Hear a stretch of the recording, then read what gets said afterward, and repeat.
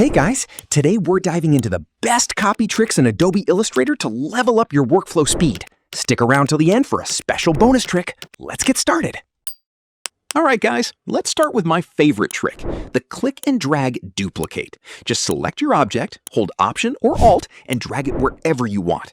You can clone an object in any direction as many times as you need. I use this constantly to speed up my vector design process.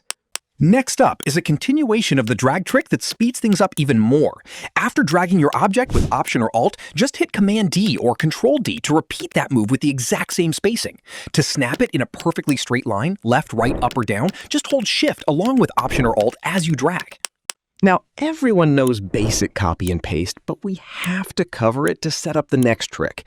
To be honest, this traditional method is my absolute least favorite. When you hit Command-C or Ctrl+C and Command or Ctrl+V, the duplicate lands in a completely random spot, requiring extra effort to move it where you actually need it.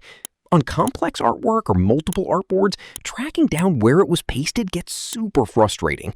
So instead of standard pasting, let me show you what you should do instead. Instead of standard pasting, use Command or Ctrl+F and Command or Ctrl+B. These are total game changers. Command or Ctrl+F pastes your copied object in the exact same place, right on top of the original. If you're working with multiple artboards, it aligns it perfectly to the same coordinates on the new board.